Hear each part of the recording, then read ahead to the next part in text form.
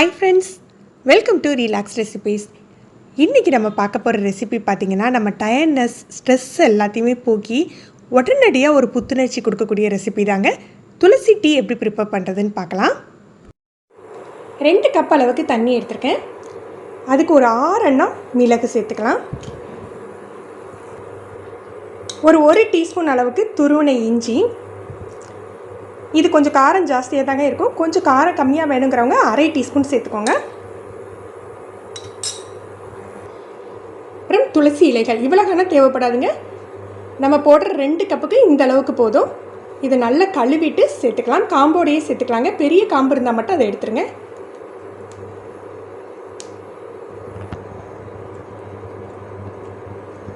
இது கொதிக்கட்டும். இப்போ நம்ம டீ தூள் சேர்க்க வேண்டாம்.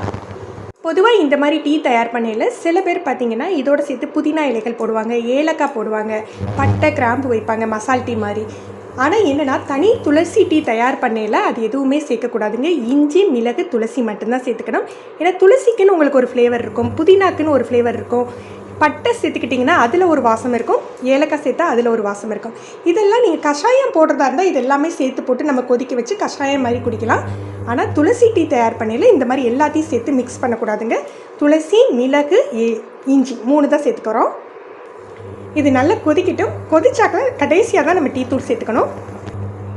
இதில் உங்களுக்கு இனிப்புக்கு தகுந்தாப்பில் நாட்டு சர்க்கரை அல்லது சீனி சேர்த்துக்கலாம்.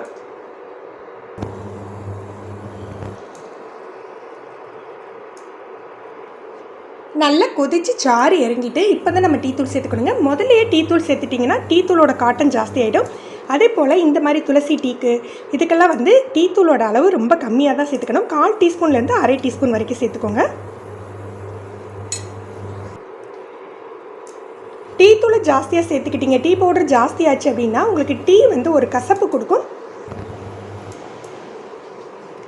அதே போல் டீ தூள் சேர்த்து ஒரு 2 கொதிச்சாக்கே நம்ம ஆஃப் பண்ணிடலாம். பாருங்கள், நம்மளுடைய துளசி டீ ரெடி ஆகிடுச்சு. ஃப்ரெண்ட்ஸ், நீங்களும் இந்த டீயை ஒரு தடவை ட்ரை பண்ணி பாருங்கள். ரொம்ப ரெஃப்ரெஷிங்காக இருக்கும். எப்படி இருந்ததுன்ட்டு மறக்காமல் கமெண்ட் பண்ணுங்கள். இந்த வீடியோ உங்களுக்கு பிடிச்சிருந்ததுன்னா லைக் பண்ணி ஷேர் பண்ணுங்கள். நீங்கள் நம்ம சேனலுக்கு புதுசுன்னா ரிலாக்ஸ் ரெசிபி சப்ஸ்கிரைப் பண்ணிக்கோங்க. கீழே உள்ள பெல் பட்டனை ப்ரெஸ் பண்ணிங்கன்னா நம்ம சேனலில் வீடியோக்கள் போட்ட உடனே உங்களுக்கு நோட்டிஃபிகேஷன் கிடைக்கும். தேங்க்யூ.